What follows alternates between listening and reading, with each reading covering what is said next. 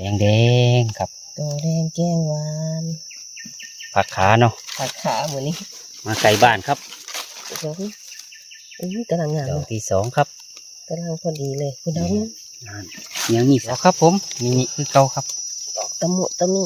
แต่ว่าขายาวเนาะคุณดอกนี้สิแหวดครับผมสองดอกเนียงกันเนาะสีสันสดใส2 ดอกเดี๋ยวผมตีเขี่ยใบใหม่ปิ่นเป็นยังเลยเห็นละโงกกำผ่าอีกแล้วกำผ่าบ่แม่ผมเตะกำผ่าตัวมีดอกเดียวดอกเดียวอีกแล้วจุ๋มเลยสอนขาเพิ่นเนาะตะมุตะมิดีแฮะเป็นเงาเป็นกอดีลายเนาะเนียนมีแต่กอใหญ่ๆอีกแล้วครับจุ่มนี่ครับจุ๋มแห้งคักแห้งอุ้ยพี่น้องมันเฮ็ดบ่ดินอยู่บ่ล่ะแม่ผมติเบิ่งคักๆนี่โอ้แม่นอีหลีดินตองมาแม่นเลยครับผม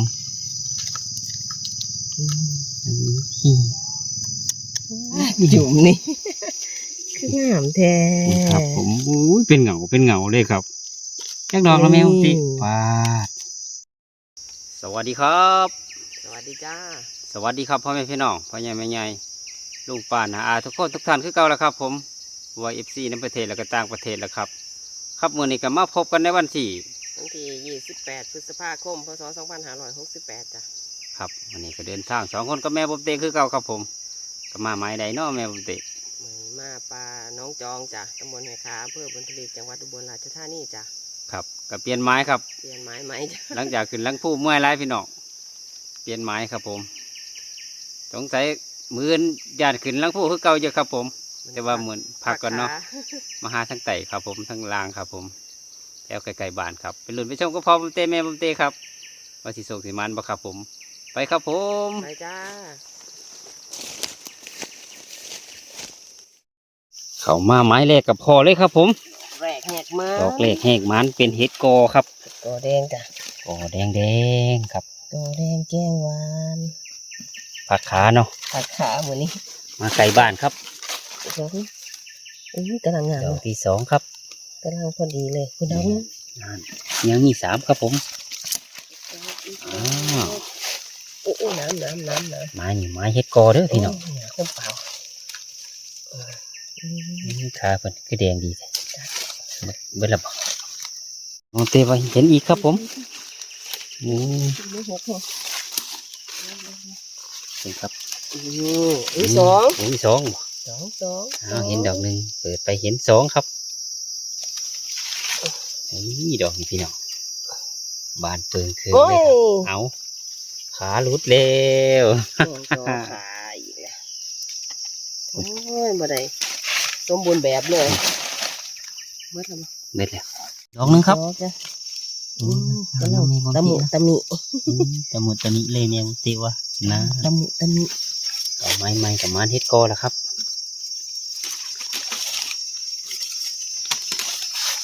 เบิดแล้วบ่แม่บ่เตะ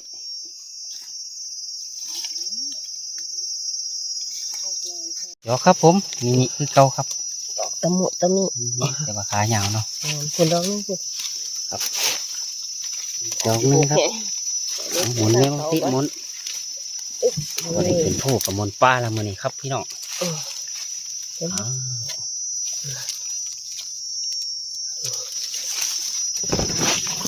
นี่พาเฮ็ดผึ่งกับเฮ็ดละโงกเนาะเก็บเฮ็ดแดงกอครับมื้อนี้เฮ็ดกอดอกครับสวยๆเลยขาแดงจริงคือผมแหลกพี่น้องนะครับผมแหลกครับมันมานี่แหละครับผม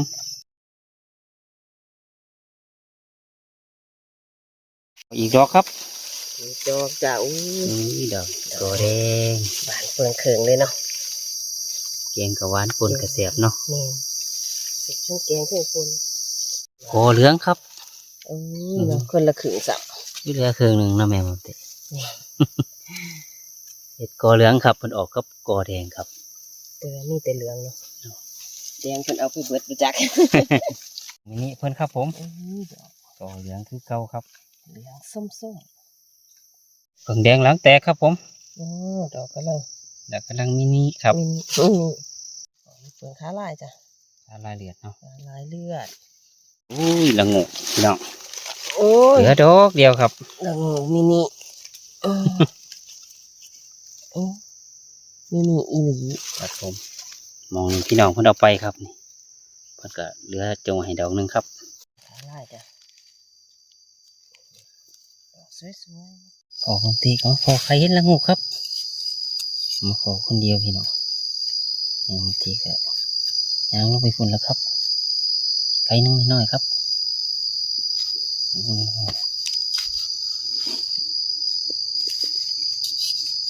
ละงูเหลืองครับผมเหลืองครับแดงด่างครับโอ้โหแม่นพี่น้องมันแดงด่างครับแดงน้อยครับแต่เป็นดอกไงครับ ๆองค์ลงหน่อยจ้ะ ว่าลังเหลน้อยเนาะ แม่นจ้ะ นี่บางทีก็นั่งพอจอคอครับผม กอแดงจ้ะ อุ้ย บานเปิงครึ่ง ดอกมันบานเลยอันนี้มันนั่งเฝ้าเนาะเห็นพอบอมตีมาเห็น เอาแดง เดี๋ยวงามหลายครับผม บานไม่ไหม โอ้ขาลายเลือดเร็ว ลายเลือดจ้ะพอดีงามเอ้าปีนี้มาถือ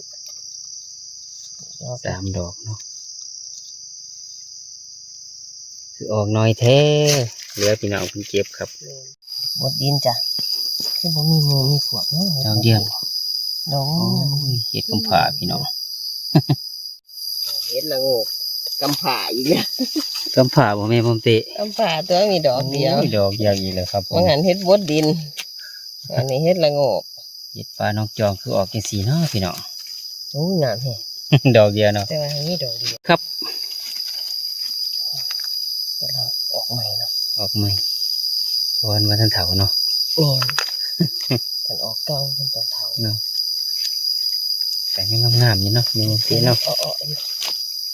แต่ว่าออกบ่หลายพี่น้อง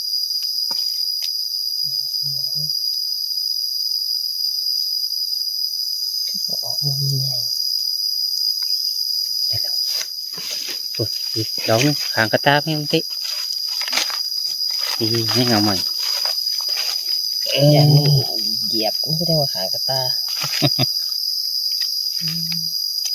แต่ว่ากระตาต่างเตียงเนาะ จริงนี่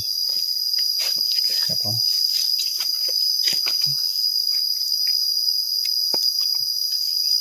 มีดอกหนึงแม่บอมตีดอกมินินี่นี่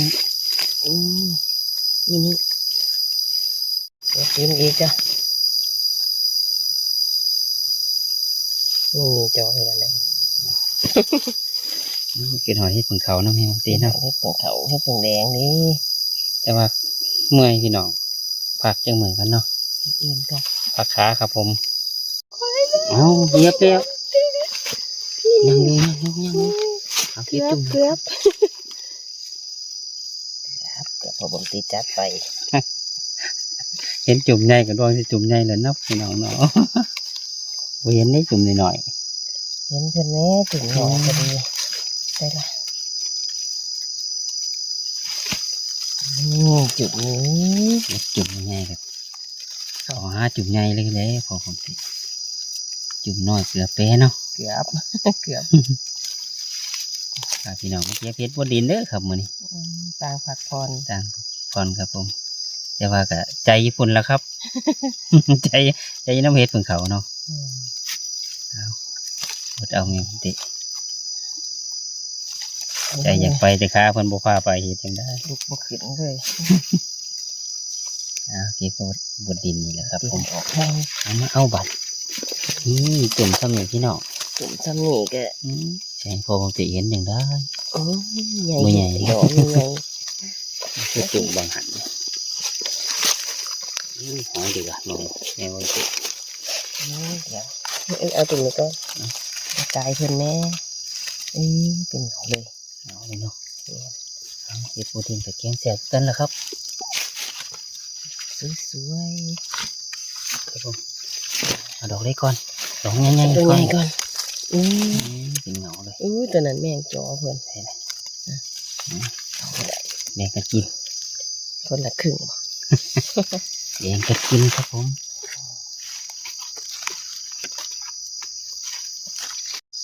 ดอกจ้ะ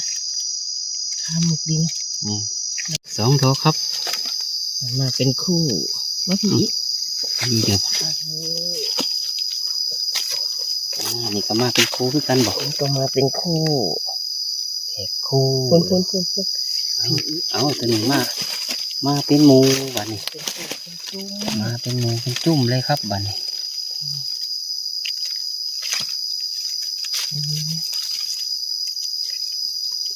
จะเบาหน่อยเนาะ อันนี้ก็สวยๆมีดอกไง เดี๋ยว มื นี่ อ นะ ครึ่งเลยอ้าวมา ได้ เป็น โดน คู่ นี้เบิ้ลเนาะ มาเป็นคู่ให้จาน ครับผม สวย จะไปนะครับพร้อมเตะกะทิเก็บเองแหละครับผมว่าเป็นเฮ็ดโกครับจุ่ม ๆเอาไปทอดดอกนี้ก็ อันนี้ก่อน หมดดิน อันนี้จุ่มด้วยนะ จวนเลยคือเคยลอยโลด ลอยเลยวะ เดี๋ยวหน่อย จีนหน่อยครับเอาดอกนั้นนี่ลูกติ๊กนี่จีนน้อยเนาะกันมาออกไม้กะคนร้ายกันออกไม้ก็ได้ ใส่ไหมมองที่ป่า นี่มันตีจัดไปเลยครับ เหยียบแตะเลียดเอา โยประทันเนาะ ดูมาถักแดงนะจ้ะ อยู่ลำเห็นกันเนาะ บดดินดอกงามแห้งเนาะ แม่นเฮ็ดพอดีนี่บอกแม่ติ แม่น ดอก พี่ดอก ดอกใหญ่เลย นี่ ครับเปรียบเสียพี่ คนสมบูรณ์จุ่มนี่ จุ่มพุ่นครับ เป็นจุ่มเลย จุ่มเลยเนาะ เพิ่นใหญ่เบิดนี่ขนมก็ท่านใหญ่แค่เลย 2 ดอกนี่บ่เป็นจุ่มแต่ว่าคือใหญ่ดีเก่า หมุกเนาะ พี่เนาะ อันตัน เพิ่นออกน้ำปลาไฟใหม่เนาะเพิ่นเหลือดอกใหญ่ดอกงามพี่เนาะ ใส่ คุณจุ่มเลย เอา เอานี้ก่อน เอา กำลังสิไปเอาดอกนี้ก่อนกำลังสิไปเอาจุ่มพุ่น เห็นจุ่มไก่ก่อนเนาะ แม่นจุ่มนี้เป็นใบ ดอกไก่เกือบพี่น้องไหนล่ะจุ่มไหนล่ะ นี่ อืม เดี๋ยวขาเพิ่นกำลังตุ๊ก ดอก พี่ น้อย พี่จุ่มเลย อืม จุ่มนี่เด็กๆมัน กินกันเลย บังใบไม้ ไปแม่บัง ใบไม้บังก็บ่ถือก ยินแพงเนาะ แม่นแหนบใส่กับกุกใหม่อีกหนึ่งจุ่มอุ้ยเป็นแม่งกิน มินิแม่บอมตี แกงแสบที่เก้านี่นี่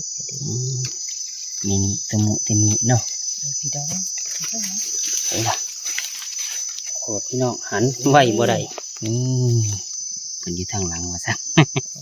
พอผมตีเอาเห็นงามคือเก่าเนาะ จุ่มหนึ่งตะมุตะมิ กำลังออกงามเลยโอ้ยอยากไปหากันได้เนาะแมวติเนาะหัวมืออื่นสิบ่คิดหอดซะบ่ มืออื่น บ่ใหญ่บ่ใหญ่โอ้ย นี่พี่น้อง เอาแต่ดอกใหญ่กันเนาะ นี่เอาไว้นี่ละดอกหน่อยเพิ่น ดอกจ้ะ ซ้ำนี่แค่นี้เนาะเอานั่นพี่น้อง บ่ได้ดอกตัวเอาพี่ไป เอา นะ ไว้ เอาพี่ เป็นครับกระเมาะครับนี่หน่อยครับจุ่มเงิน เอา เตะบ่เห็น บ่เห็น พูดให้มันเตะจัดไปแล้วนี่ แสดง กินพร้อมล้อมเลย ใครอยู่ตัวนี้ ยั ยัง ง ย่างกายเสยเลยเนาะ แมนมาสองดอกแล้วเด้ บ่ แมน นั่นน่ะก็เอาได้อยู่ครับเอาจังไว้เนาะ แมนอะไรครับโอ้บ่แมนโอ้ยพี่ดอกนี้จังแมนคุณดอกหนึง ตาหาเห็ดแต่ว่ามือเก็บเห็ดแต่ว่าตาส่องเห็ดนี่ดี เอาเตะบ่เห็น ขึ้นเอาปะ ดอกน้อยก็บ่เอา เอาเลย หยิบเร็วโอ้ยหยิบแล้วจังตามครับผม นี่ดอกนึง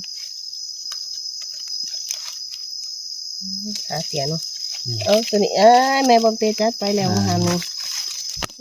นี่เนาะตาตุ่มเลย เอาไปก่อนไงดอก เห็นไหมมันเตะจุ่มนึงพออะไรอยู่พี่เนาะ เหยียบใหม่พอดีเอาไว้ถือเอาอยู่บนนี้ เอา นี่นี่พี่หน่อยแท้ หน่อยบ่มีติเอาพวกไว้สินะว่า เหลือบ่เนาะ พี่เนาะจนใจสิจงครับผมเอา แต่ที่เอาก็คือจัง จงไว้ เป็นหน่อยแท้ที่ จุ่มนี่เอาเลยครับ ซ้ำนี่สิเอาอยู่นี่ว่าซั่นซ้ำนี่เอาเลยมาหาไม่หน่อย มือเป็นดอกจอยบ่ โอ้นี่ กัน เท่าไหร่ โอ้พี่เนาะ ที่ไหน จงที่บ่ เด็กเลยอุ้ยเต็งแล้วนะ ไอ้ล่ะ โอ้ยเต็ง ถ้าห่างใหม่ครับถ้าใบใหม่อุ้ยพี่เนาะผมติคม เสือ เอ้าโมสั้นมุนดอกไปนอนถ่ายสิครับผ อื ม มตัวใหญ่เลยเนาะกำลังอ๋อนี่ จุ่มครับ สองดอกมีจุ้มที่อีกเอากระตา เดี๋ยวมันเตะดอกหนึ่งงาม ใส่ ๆโอ้นี่งามไร บางใบใหม่บ่เห็นเพิ่น ใบไงบัง โอ้ ใบใหม่บางเอ้ยบอกยังไงก็บ่ถือดอกจ้ะโอ้ดอกนี่โอ้เนี่ยตัวเพิ่นดอกเนาะโอ้ยเดี๋ยวนี่น้อยต้องเกาะ ใส่ผิด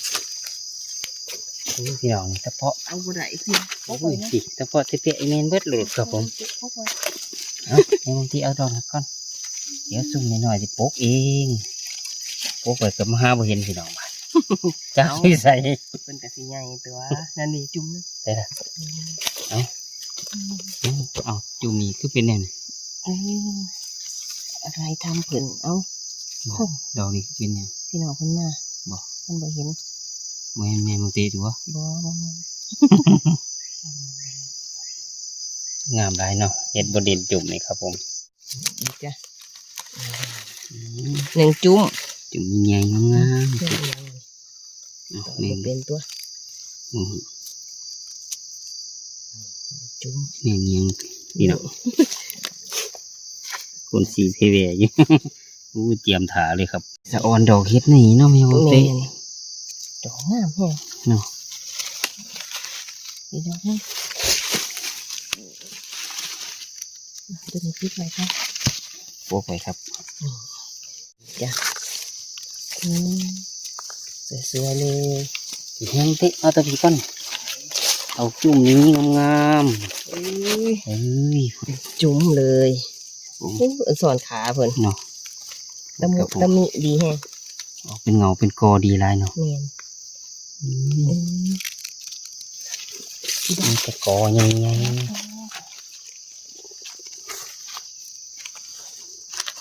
กองกัน ออกไปน้ำใหม่ กองกันในนั่งกับลู ลู ก ก ยา บ่ขึ้น ครับผมนะครับหลุนก็พร้อมเตะแม่มเตะไปเรื่อยๆครับว่าจะได้โอ้ได้แกงบ่ครับมือนี่นี่แน่ๆก็ได้โอ้แล้วละเอ้า นี่เอาตัวนี้ก่อน ผมเตะบ่เห็นดอกนี่ครับ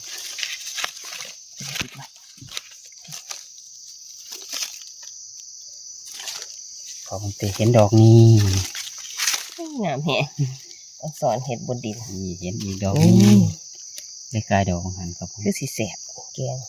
มื่อนี้แกงอยู่บ่ แกงบ่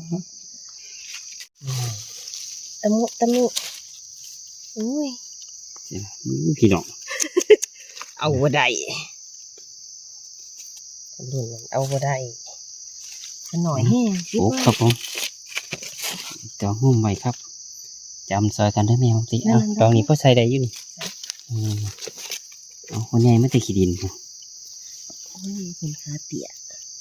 พี่นี่ออกจ้ะ มันดอก อืม อืม บอกเห็นดอกนี่ อุ้ยขาเปียบเสียบพี่น้อง โหดแห้ง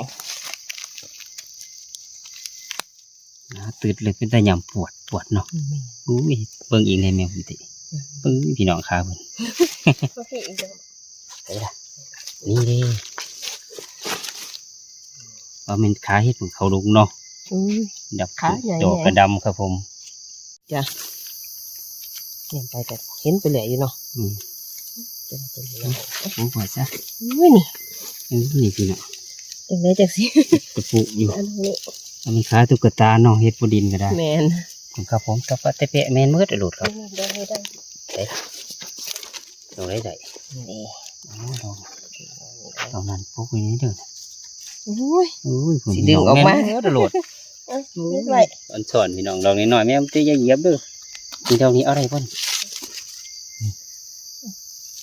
เอาบ่ปากเลยเนาะเอาเลย อีกจุ่มนึงจ้ะอุ้ย สอนจุ่ม เลย3พี่อีกพี่อีก โอ้ยมาพอดีจิบมาเลย จุ่มนี้ อุ้ยผมตีเห็นดอกนี้ครับผมแอมตีดอกนี้เพิ่นทำท่าปลูกไหวพี่น้อง บ่ได้ทำทาเป็นโป๊กไหวอีหลีเนี่ยจุ่มนี้ปิดไหวออกสวยๆเนาะเป็นสองแห่ง สอนติขานี่นะครับผมมีเราเตะผมเชื่อว่าเฮ็ดผึ่งตองแม่นบ่นี่เฮ็ดพึ่งตองครับนี่แม่นบ่นี่ อ๋อแมนอยู่ แม่นเนาะ ทำเหม็นน้อย นิดหน่อย ลดลิ้นอีกจ้ะเนาะกำลังตะมุตะมุ แล้วตะเกียงแสบ ลดเทละหา เกิดเป็นอาหารดอกครับ ดอกเนาะดอกหน่อยกันกัน เอาได้บ่แม่มันติ เอาไปกันจำให้ ตกไว้ซะนะ พอมันเตะควรไปนี่กันหน่อยกินจ้ะดอกหน่อยเพิ่งจะหลายเลย เนาะ เนี่ยตะเปาะตะแปะอยู่นี่หนัง เป็นเงาเลยพี่น้องแต่สอนซ่อนหลายครับ แต่ก็คือหอดเฮ็ดของเขาคือเก่าแล้วครับ ตัดกันกันไปน้ำไปมา ดีดอกนี้บ่ โอ้ยหน่อยแห้งโอ้ยพอมันเตะจัดไป โอ้ยเปีย แหวนแหละเป็นเห็นแต่จุ่มไงเนาะ ตีตาหมองได้หลายจ้ะ นี่เห็นว่าดอกเดียวก็เอาไปนี้สองดอก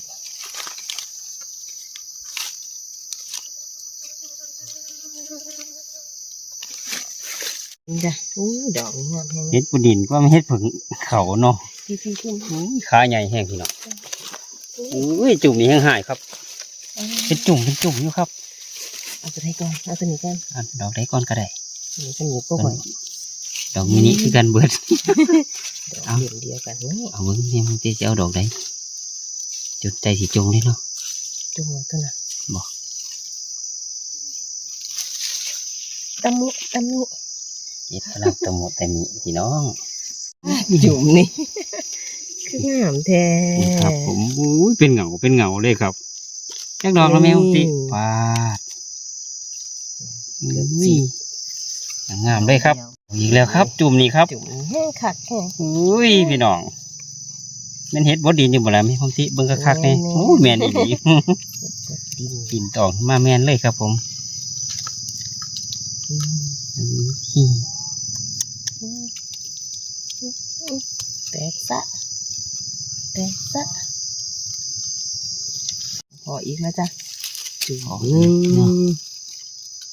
งงามคือเก่า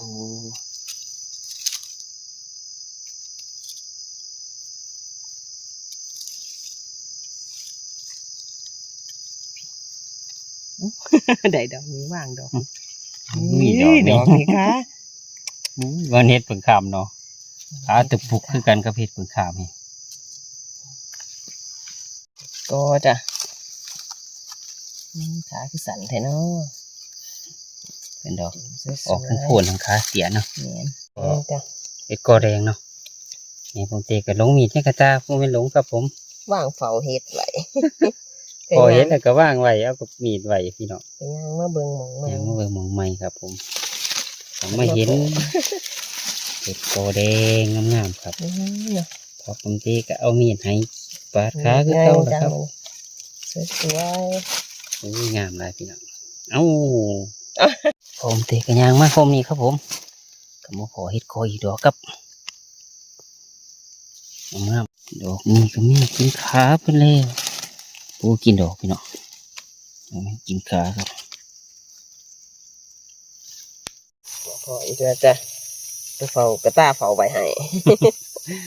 เฝ้าเอามีดเฝ้าไว้นำเนาะ แม่น เราเรียกว่าครับ ดอกจ้ะโอ้ยแม่บ่เต็มบ่เห็น